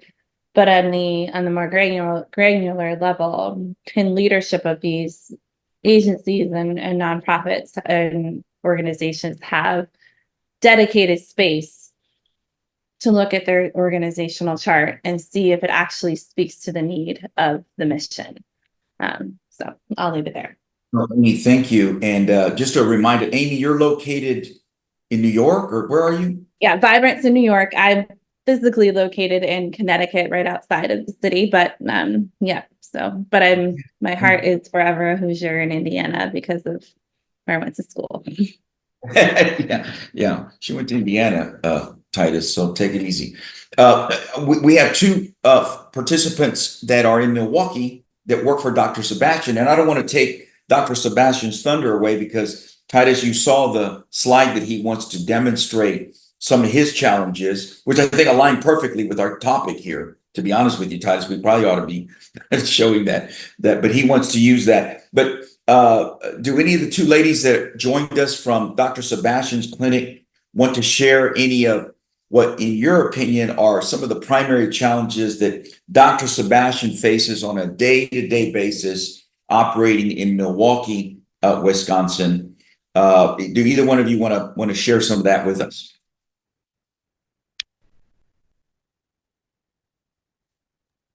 I'm not too sure how much I can contribute, just because this is my second week at Sebastian, so I'm still a feel for things. Yeah, no worries, no worries. How about your colleague? How about your co student there at Sebastian Clinic? Do you have anything you might want to share with us to get a little bit of a Midwest perspective? I think he will have an amazing slide, like you said. I think the one thing, I'm only with Dr. Sebastian like a couple times a week, and I also started in June, so not that long. But I can honestly say his time is so he has so much going on that, and the community definitely needs it. So it's pretty amazing. I guess I would say just like wish there was two of them. Yeah. No, and I will just offer to all of us. Dr. Sebastian is on the RMTAC advisory board. We have a group of about 10 people, subject matter experts in this space. Dr. Sebastian is a member of that esteemed group. And I know, because he's shared with us, that he brings together kind of a cohort of students, those pursuing their masters, or they're even in the throes of their dissertation, to kind of share and compare what's going on as it relates to the clinic's operations. And I think when you talk about specific examples of what he does to kind of address the challenges of Sebastian clinics, he gets that cohort of very bright students around him to kind of bring forth what they might think is a solution to a problem. And so I just think that's a very good best practice for us to think about. Titus, how are we doing on time before we have to roll back? And Melissa, don't feel any pressure. I think if you just speak to some of the things that both you and Amy brought forward in the context, I really like that compliance quality point. I think that's a really important one. How you frankly check the box, but yet deliver quality service to the service platform that you're delivering, and then just talk maybe a little bit about how Amy talked or discussed that balancing act. For me, Amy, my takeaways for you, we're tracking, pressure for resources, resource development kind of challenge, and then the data systems point. I think those are some of our takeaways, Melissa, but you like Amy, I love the fact, I'll just share this with the group before we roll back. Amy, I love the fact that when we were starting to have conversations for your participation in this learning community, you said, I don't do Fridays. And you're going to love this, Melissa. The reason she doesn't do Fridays is because she wants to spend time with her children. So she doesn't do Fridays. Fridays in the summer are dedicated to her kids. So I kind of said, wow, I was kind of impressed by that. We Titus, are a mental and emotional health organization, so if our staff can't actually do those things, then we let them up. But girl, I have been where you are so many times. So big hugs over to you, Melissa. Big time. you got to love it. Titus, do we automatically roll back, or where are we on time? So we have about, let's see, Thursday, 42. We have about 8 minutes left. 8 minutes left. Yeah. Okay. Given the 8 minutes, Melissa, do you or Amy have any questions for us and our team as it relates to this RMTAC thing that you've been introduced to? I think there's sometimes, and Amy, I think we covered this with you, so bear with me, but this is really more for Melissa's benefit and our friends from Milwaukee's benefit. The RMTAC is a new endeavor by SAMHSA, and you all are probably familiar with SAMHSA more so than I am. But fundamentally, they're taking a stab at having a nationwide, coast-to-coast, border-to-border virtual platform to identify people that do the work that you do, Melissa, that you do, Amy, somewhere in the country that's doing credible work, meaningful work, tangible work in the migrant and refugee space, and specifically delivering behavioral health care. Behavioral health and behavioral health care, two topics that are aligned with the required activities of the SAMHSA grant that our organization was awarded back in November and December timeframe. So we've been kind of like 6 months into this thing, Melissa. We're kind of building it as Titus is flying it. We're building it. Things are flying off of it every now and then, but we kind of put it back together. This is our first shot at the learning communities. Establishing learning communities is one of the deliverables, one of the covenants in the cooperative agreement with SAMHSA.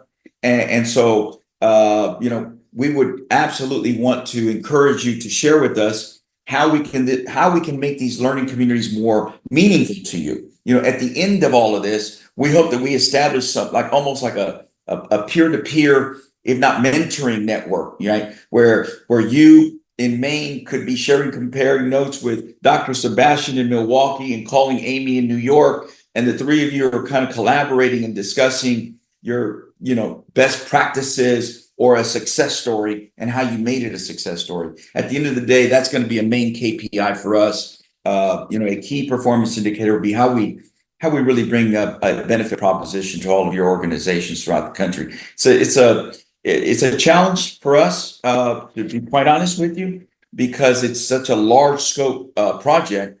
But nevertheless, we're committed to making it happen, and we're going to rely on people like you guys to bring it to us. So it sounds like, Titus, they're wanting us to wrap it up here. I'm getting messages here to wrap it up. So Melissa, that's what we do. We're probably, 12 of us, Titus, 10, 12 of us, something like that. Yeah. We do this virtual. We're in different parts of the country, and so that's kind of the background on the RMTAC deal. We've got about 5 minutes left. Okay, great. All right. So Question to Melissa? Wanted Yeah. to add something. First of all, like about the learning community. Sorry, I'm also near a road. Lots of noise for me. I just think that it can be really hard to ask people who are super busy to stop and do the 40,000-foot look and go upstream and look at the systems. I also think it's the only way to make it at all sustainable. So we on a much smaller scale have these groups for some of our resettlement programs, and they're broken apart.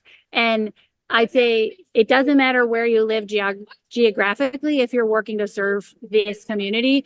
Everything from like, how do you deal with transportation in a rural area? So like we have people from Vermont that are having the same problem we have, but maybe not so much in New York City where you can get an Uber. Or you Right. have public transportation, right? So like it's more about grouping like problems as opposed to like organizations, because regardless of your size, you may struggle with the same thing. And something that I think it was Amy said, just about the Fridays off thing, like how in our strategic plan that we created for MERS, we talked about the importance of like having a job description actually be doable.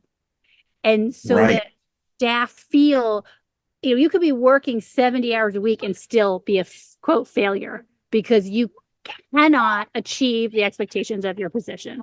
And I think that is a place that sometimes small organizations are weak because you have to wear so many hats. And so like, how do you keep those hats manageable so that when you are trying to support people with mental health, your own isn't going down the tubes? Yeah. So Yeah. I think that's Great. just an element that is important. Yeah. And Melissa, let me encourage you that when we report back out, that you bring this point out early on when we launched RMTAC, we were having calls with like state agencies and others that, from a public sector perspective to migrants and refugees resources. And we started hearing what you just said loud and clear. It's a whole different context when you're dealing with a large metropolitan area, a Houston, Texas, a New York City, an LA, a Chicago, right? And then you have these pockets, some in the Midwest, but really in all different parts of the country, Vermont, you mentioned, right? Where they just don't have the infrastructure. They don't have the kind of resources that a large market might have. Something as simple as what you just said, transportation, right? Something like Wi-Fi connectivity, things of that nature that have come out loudly to us that it's just not an apple to apple comparison. There's just no way. And we're going to have to factor that in terms of how we're going to be providing technical assistance to the service providers, because each one has a very unique set of challenges depending on where they're located. That's why I always ask, where are you located? Right? Like, where are you located? Because we've heard we had Alaska, the Alaska thing, Alaska. Wow, I forgot Alaska.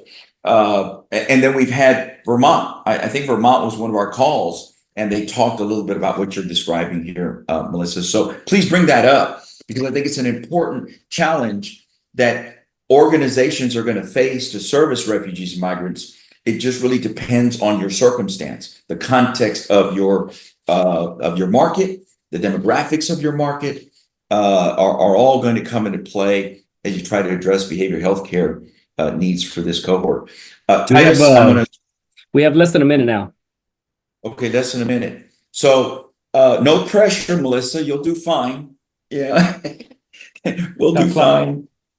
And we'll roll back now. So Melissa, thanks again for volunteering as a spokesperson. I'll see you all in the big room. Okay, looks like everyone's back. Thank you so much, everybody, for your participation and working in your groups. At this time, we will take a few minutes to hear from each of the groups. Group one. Can you hear me? Yes. Yes. Okay, so some of the challenges we shared in my team were shortage of trained providers in providing mental health services. And we also talked about transportation and childcare access for migrant and refugee families. We also talked about the fact that there was lack of funding for mental health service provision in some of the programs that we do across the country. Valentina, for some reason your microphone keeps cutting out. we heard some of what you're talking about in terms of challenges. Did someone else from group one want to jump in? I'm sorry, Valentina. Mary Ellen or Auxiliadora, can you? Sure, I'll go. Yeah, sure. So, and Valentina was having audio problems. So basically we talked about that we all actually shared problems that we didn't know about. So we were pretty siloed, talking about using groups to facilitate mental health provision instead of just assuming that everyone needed one-on-one care. Funding is a perpetual challenge to provide services. One of our group, no, a few of us mentioned the insufficiency of interpretation services, especially in mental and behavioral health, because of mistakes or misunderstandings in communication, that childcare and transportation are necessary to provide for people to be able to engage in behavioral and mental health service work. And we talked about, Dr. Mishra offered a lot of solutions that they've been using to treat large numbers of unaccompanied minors, which was really exciting, and using lay counselor training to help meet the needs and the lack of supply of clinical health providers in the United States. And if any of my team members can help me, because I didn't take notes. I know Valentina was, but that's just the highlights. Thank you so much for that. We can go ahead and continue. Group two? Yes, I'll be speaking for group two. Definitely, if I miss anything, anyone feel free to jump in. So some of the primary challenges that we were talking about was, I know that I share that where I work, we mainly function virtually. So how sometimes that can be an advantage, right? But they can also be a form of barrier for some folks. Just like access to care, how can we put our name out there? Stigma, even just thinking about that often the modality of treatment is talk therapy. So thinking about, are there other modalities of healing that might be most appropriate when we're thinking about refugee and migrant, population? Also, language, right? Being able to provide services in the language of their choice and just being able to navigate just the healthcare system overall. So those were some of the main challenges we talked about. Dr. Sebastian, he was in our team and he did a really good job in just highlighting what they've done with his organization and how they've been able to reach a lot of people by sort of targeting schools, parents, caregivers, different, systems, within the community to really best serve this population. And it really does help address some of the barriers that we were even talking about initially. So those were some of the things that we were talking about in our group. Thank you so much, Priscilla. So now we'd like to hear from group three. I apologize. This is Melissa. I don't know which number group I was in, so I don't want to talk over group three, but if it's me, I want to go. Ruben was Yeah, Melissa. You're three.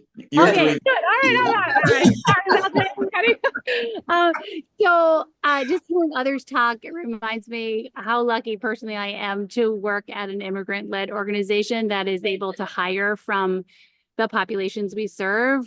So because we're so representative and have so many languages on staff, a lot of these hurdles around interpretation and like capacity for just the cultural brokering is less of a barrier for us. So it's nice to be reminded of the things that are working well. Because of this, in our group, we focus a lot on data. So one of our struggles that was discussed in group is just around how do you balance, capturing that sort of compliance piece with the quality piece, because you got to spend time delivering the service and making sure that's of quality, but then you have to spend time doing the paperwork, and how you balance those two things can be really challenging. Amy shared just like talking about things that are mission critical and how important it is to acknowledge in leadership, like, hey, we're asking you to do a lot. and connecting those dots of like why this is important. So it's not just mindless paperwork. It might feel mindless, but we get more money for interpretation every time you click the box that you used it. This is how we build our budget. We also talked about that direct connection between resources and data. Using students and staff to really try to problem solve. So taking that pause, even though you're buried alive and you have 5 intakes this week, how do you take a minute and look at the bigger picture and say, where can we go upstream and how can we use leadership to lessen the challenges? Also the importance of having a doable job. So sometimes, especially in smaller organizations like the one I work at, there's a lot of hats to be worn. So how do you make sure that the hats talk to each other, that people have time to maintain their own mental health while providing mental health services to others and not catching on fire themselves. And the last thing that we just discussed is the value of having a learning community and a shared community, kind of grouping people who have similar struggles. So for example, transportation might be less of a challenge in an urban space, but putting some of those rural providers together to say, how are you solving this problem with no bus and no Uber and no taxis? What is your solution? So that we can work together. And just to the presenters of this, I do have a really amazing resource around translated descriptors of like mental health and some other basics around psychoed that actually an organization in Vermont has done amazing work. So if that's useful, I'd be happy to put my email in the chat and share that with you all. I think that's mostly group 3. Jump in if I missed something. That would be super helpful. Thank you so much. Anyone else have anything to add? Okay, thank you so much, everyone. That was great input. The input was spot on. It was amazing to see the insight of what we figured the conversation would go, but to actually see it develop. So let's go ahead and continue. So while each group was sharing their discussion, the producers were working behind the scenes to create a word cloud collaboration. Take a few minutes to look at what our responses created. To interact with our responses, you can scan the QR code and you can add other challenge or insight that comes to mind. So let's go ahead and look at this and look at the insight. So, oh, it's changing. So we do have some, some of the common themes that we had seen before, which was funding, interpretation and translation services, transportation, support, and data collection. Those are our number ones. And then we see other around here that collaboration, lack of experience, training, time management, compliance versus quality. Now we have cultural barriers, bilingual providers, translation services, marketing, miscommunication. So these are really, really good and insightful as to the challenges that we're facing. So we'd like to hear from you on the results. So looking here, okay, so our number 1 is now transportation, right? And we have cultural barriers, funding, translation services, support, and data collection. So what thoughts come to mind as you view the mind map? Anyone would like to share of your initial thoughts? I mean, I think this is Dr. Mishra here. My thoughts are none of these are surprising to see, unfortunately, because these are common problems most organizations in the space do face. And the good thing is that coming together, I think each of us have some solutions we've tried and some that have worked for us. I think sharing that across different organizations and states even can make a difference, I think. So that's exciting to look at forward. Thank you, Dr. Mishra. And I agree. It reveals that the current needs of our organization are not unique, and maybe coming together to create those solutions would be super helpful. Good. That is good food for thought. Thank you, Dr. Mishra. Someone else would like to give their insight? I would just say, and this is more, Dr. Mishra and I had been kind of bouncing off each other, but one of the solutions for us was co-locating the mental health services in a community hub.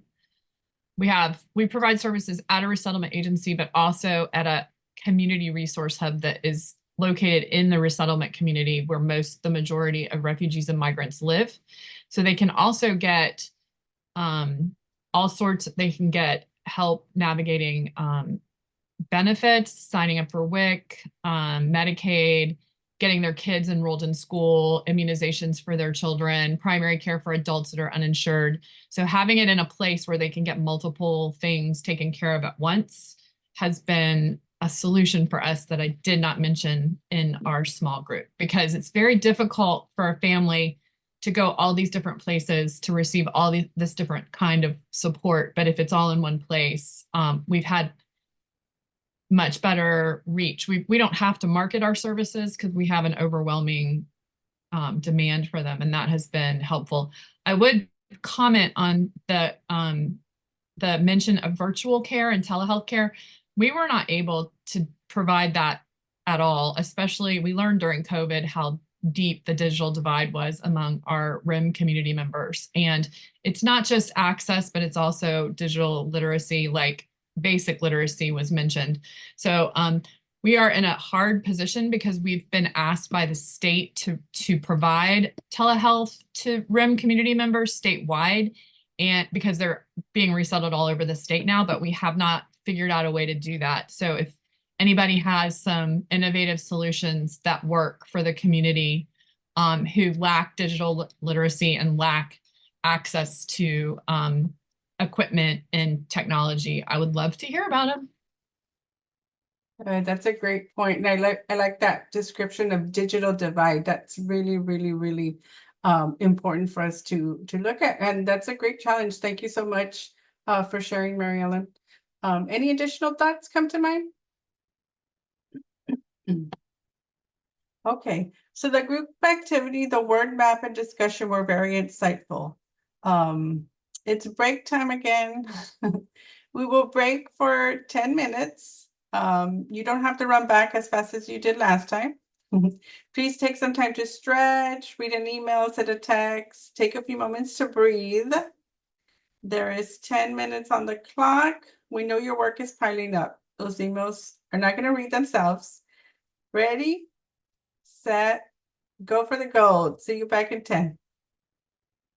Welcome back, everybody. In our next activity, we will hear from one of our subject matter experts. We have Amy Dominguez on leadership capacity during crisis. Amy will review the model for adaptive response to complex cyclical disaster, community stress overload threshold, and community balance sheet. Miss Amy, the floor is yours. Thank you so much, Dr. Lizzie. Hi, everybody. How are y'all doing? I know being on a Zoom meeting for a couple hours on any given day is a big ask, but I've been just so inspired to hear some of your thoughts and perspectives. You know, as you guys are facing, and as we as a team, I think a collective team of people caring for newcomers and refugees and migrants, it is hard work and at times relentless and confusing and frustrating, but also incredibly rewarding and inspiring. And I know I don't have to say that to you all, but I do think it bears reminding. And it's a practice that I personally adopted, and any of the work that I do is, you know, when I start the day or I start a project, just going back to your why. I'm going to take a few minutes today to talk a little bit about the lessons in leadership I've learned along the way. I come from a disaster response coordination background. I'm not a behavioral health clinician, but that has actually paved some really great pathways to have conversations with organizational leaders in a way that isn't threatening and isn't overly technical, and just anchors in the reality of us being human, which is my key message today. So, but first, I'm going to have just a 2-minute video for you to watch that kind of anchors us in what I'll be talking about today. So we can go ahead with that if you don't mind. When responding to change, crisis, or disaster, you are only as strong as the team around you. As a team leader, the burden often falls on your shoulders to communicate key messages, manage conflict, and point people to hope. Communication, its frequency, clarity, and delivery can make or break a team in times of crisis. It is important to have communication plans in place. In typical situations, regular meetings followed by written debriefs ensure that everyone is on the same page. In crisis or disaster situations, scheduling additional touchpoints makes all the difference. Daily 10-minute meetings give your team a clear sense of when to expect the next piece of information. Weekly kickoff and debrief meetings allow for discussion, strategizing, and conflict resolution. An open door policy equips members of your team with the sense of security they need to navigate challenges. Remember, leading a team means being human first and seeing humans first. Disasters mandate a focus that can inhibit our ability to recognize what we and others need. When you take steps to care for yourself, eating well, sleeping, taking breaks, connecting with loved ones, you strengthen your ability to care for your team. The work needs to be done, but it can be done more effectively and sustainably when we operate from a place of compassion and care. This can be shown through our tone of voice, the way we structure meetings, and creating and modeling a culture that celebrates healthy coping skills. Strong teamwork and collaboration can make a transformational difference in the way communities recover from disasters. You can take practical steps to build your leadership capacity. To find out more, email crisisemotionalcare@vibrant.org today. Thank you so much. So today, I'd like to just talk a little bit about how important it is for us as leaders to have a plan. I know we're often immersed in strategy documents and in board meetings, in deliverables and grant reports. But it is important when we are talking about the context of our teams and of the work that we're doing, that we're not only creating space for our team members to feel seen, understood, heard, motivated, empowered, but to afford that same grace and compassion to ourselves. Let's talk a little bit about the importance of commitment to listening before you act, and then also just building a community and a culture of sustainability. At Vibrant, our disaster services team does a variety of work. And when we talk about disaster services, we are talking about both human caused and naturally caused disasters. So we do a pretty significant level of work in refugee and migrant care. We see that as oftentimes as a crisis in our world, and helping to come alongside organizations that are serving the daily needs of this people group. So just for some context, we have developed a model, which I've included a QR code for here that you can follow along with. It's a framework that's based in the kind of well-known perspective that a disaster has a beginning, middle, and a relative end, but it takes into consideration the fact that environmental changes or disasters that seem cyclical or complex and chronic don't actually have that linear motion. In times they can be very cyclical, and they can be re-triggered when other events and other situations happen. I'm just going to highlight two parts of that framework today. The next slide is the first piece of it that I think is important for all of you when you're thinking about leading your teams. We talk a lot about the community stress load threshold. I heard someone talk about earlier how technical literacy or digital literacy is a part of consideration when delivering services. Us asking the question, what do our people need, and how do we best get those needs met? There's a level of which we need to consider the stressors that each of these individuals are facing. And this is true for your team members, this is true for yourself, but this is also true for the communities that you're serving. Many of us have a very common awareness of our foundational stressors and issues in our family, and issues about poverty and racism. There's elements of chronic stressors, so those moments that are that might have an acute moment that triggers something more long-standing. So we're talking about health, housing instability, lack of political representation. These are all things I know you're very familiar with. And then we talk about the acute stressors, those things that are moments in time It might be a health issue for an individual or family member, an unnecessary or an unanticipated, I should say, economic stressor, a crisis, a police community conflict. It's important to recognize that these are all layering impacts on what our capacity to actually regulate ourselves and to bring our best self to the work that we do. And so when we're talking about collaborating with other partners, one of my favorite questions when I'm working with a brand new organization or bringing another organization into the fold is, what needs or gaps are you all facing given the stressors that you have endured in this season of your journey? And just opening up that conversation that way allows for us to come in and brainstorm and get creative in a way that does propel us forward in terms of leading one another. The second section of this framework that I'd love to share, if we can advance the slide, if you don't mind, is this community balance sheet. And really recognizing this is where we talk about, so when you're caring for your populations, I know that it feels very obvious, at least it does, I think, to most of the folks I've talked to, where we have to know what they've been through. We know that many of them are coming to this country under a circumstance that isn't ideal and in fact could be horrific. But they're stepping into a country that in and of itself has issues and challenges, and they might be living in a place where there are environmental disasters that are occurring.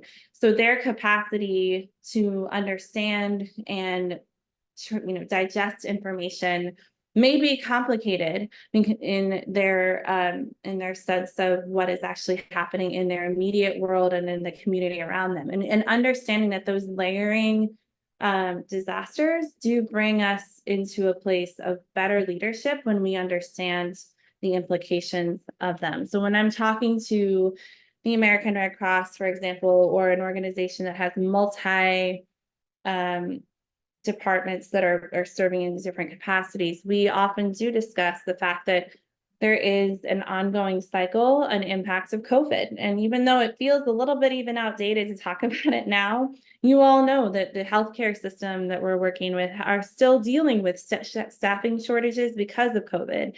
And many of them are in communities where there's an uptick significantly due to global warming in climate-related disasters. And that's just before we even start talking about some of the community-based violence issues that have been happening in our schools. So understanding that people are often dealing with more than one disaster or crisis at one time helps us have a posture of compassion for who we're caring for, but also for ourselves. And being leaders requires a level of vulnerability that is often, it can feel uncomfortable, but we can do it in a way that actually motivates people and empowers them to be open and honest with us. If we can go to my ending slide, I would appreciate it. So I think it's really important for us as leaders, when we're thinking about our leadership strategy, the way that we're caring for our team, to have a plan for our own personal support. Who are you talking to who loves you deeply and fills your cup as you're coming into work?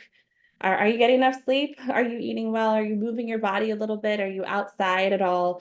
Are you taking those 5-minute breaks? As I love Dr. Lynn said, please get up and stretch or move. And then even just listening to that music that was playing is really helpful to release some of that stress in your brain. And these are scientifically developed to help you cope.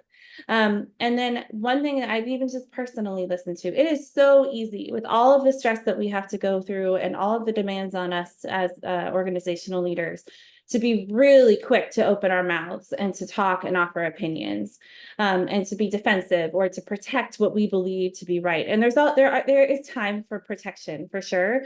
But if we start from a posture of seeking to be interested in those that we're speaking with rather than interesting as the leader in the position that we have, I have continue to be impressed and motivated by the innovation that my team develops when I just take a minute to create the space for them to think about their ideas. And ultimately, we've had lots of conversations about turnover. And a lot of times the turnover comes from a culture issue that we have the opportunity to shape. So when someone is asking to take their lunch break, are you putting through a meeting anyway, knowing that that lunch break is helpful for them? Are you advocating for family time for parents and even aunts and uncles? Are you advocating for connection with those people that bring them life?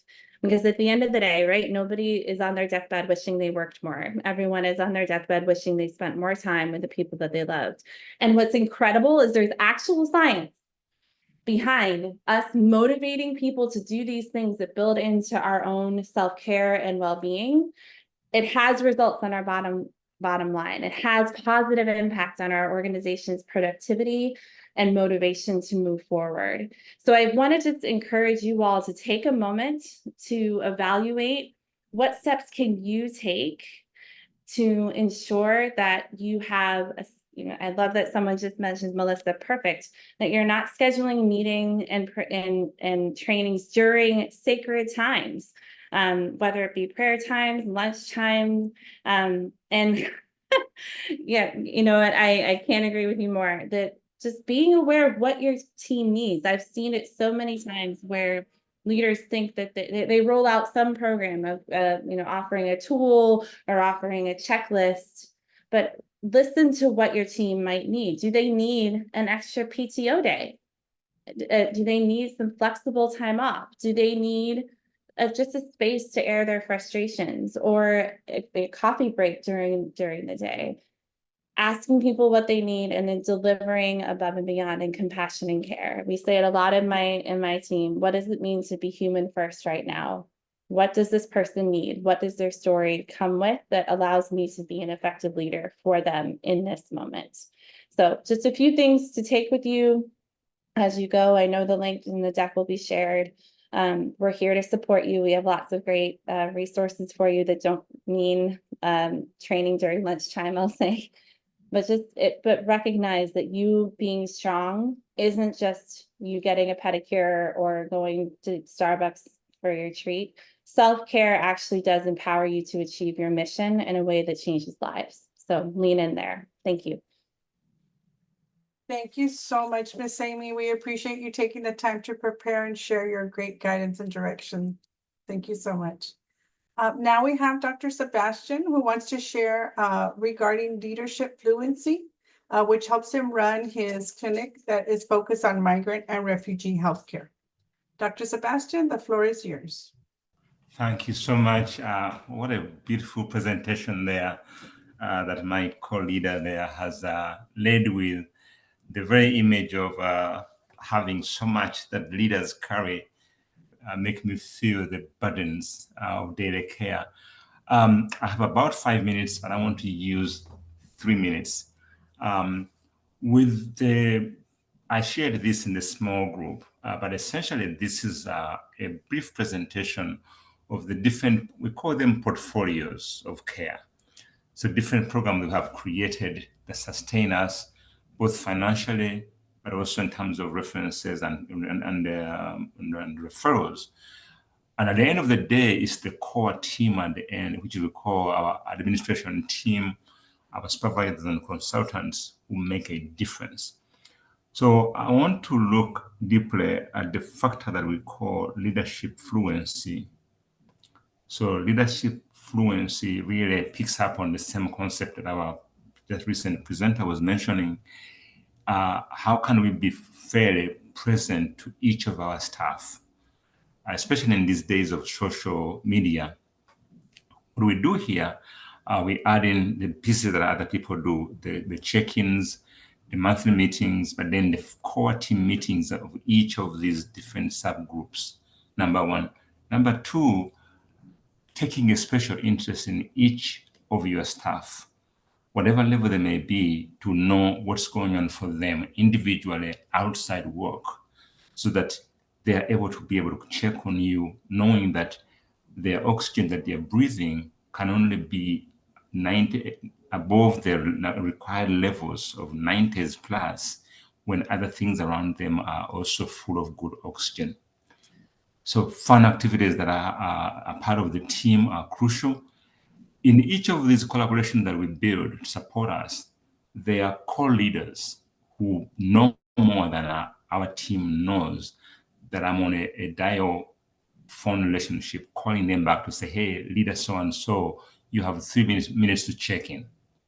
And they will give us that time to listen, support, and help us to think through a complex problem. so that our capacity to solve problems is no longer relying on our gray matter here at the program, SFPP, but we are tapping into all the other leadership pieces that we work with. And finally, I cannot really emphasize enough the commitment to finding joy in what we do. When I think of crisis, challenges, calamities, God knows how long that list goes every day. That focusing on that has a tendency of sapping the oxygen from the other possibility, which is we all commit to find meaning in what we do. And as leaders, we spend time, we spend money, we spend resources on making sure that our staff are happy in what they do. And to me, let that be another currency, another level of fluency where we want to maximize joy, even as we navigate moments of suffering. And that's possible to have both. This program, as we have it at the national level now, will be a great resource for us to continue learning together. And I'm so proud to be part of this. Thank you so much. Thank you so much, Dr. Sebastian, for that insight and for your notes. We look forward to having you on our sessions and continue this great insight in this great conversation. So at this time, we'll take a few minutes to review the key takeaways from this session. We'll look at what are the benefits of routine assessments within capacity building, what role do organizational leaders play in building the capacity of their organization, and how can collaboration enhance this capacity building? So my notes from today's discussion show the following regarding routine assessments. So some of the key takeaways were assessing readiness, making sure that we have a round table, helping us identify struggles, a preview for questions, doing it early, also utilizing a SWOT analysis, and then needing strategies for managing data. In the role of organizational leaders, I found many great points. Thank you so much to everyone who shared. Helping the role of organizational helps build capacity by being prepared, the importance of bringing laughter and allowing your staff to laugh, being a sense of support, making sure that we're not siloed in, connecting the group, connecting the dots, strengthening protective factors for your staff, finding joy, and creating a culture that cares. And then for collaboration, how can collaboration enhance this capacity building? We tap into other leaders. I think that's very important. Helping other organizations cope. Finding out where are those standards and shortcuts that people have been able to develop. Helping us take a look at the bigger picture and new ideas and having that support out there. So thank you so much, everyone, for your participation, discussion, and wonderful insights. The RMTAC team greatly appreciates your time and dedication. With the close of this first session, we ask that you kindly assist us in growth and improvement by completing the post-session assessment survey. It is being added to the chat as we speak and will be sent out in a follow-up email after the session. We will be sending you via email all the resources and information reviewed in today's session, including the organizational assessment tool, meeting notes, and the word count visual aid that was created. As we prepare for the continuation of our learning community, session 2 will focus on strategy discussion. To prepare for the next session, we ask that you complete the assessment tool. The assessment tool can be completed by yourself, your staff, advisory board members, volunteers, or anyone that may give good insight. We will be sending out pre-reading material, and in the original invite sent out, we had set the date of September 3rd, but then we noticed it's the day right after Labor Day. Please take a minute to respond to this poll and advise if you prefer September 3rd or the following week on September the 10th. What is best for you? Looks like most are voting for September the 10th. We will confirm in the email invitation. We have one last Slido activity. Please scan the QR code where you will be able to type your questions or any comments.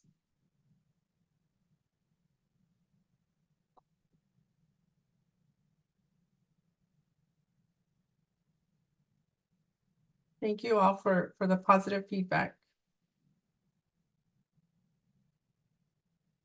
I like that. Keep a beginner's mind, like keep it fresh. Always learn something new.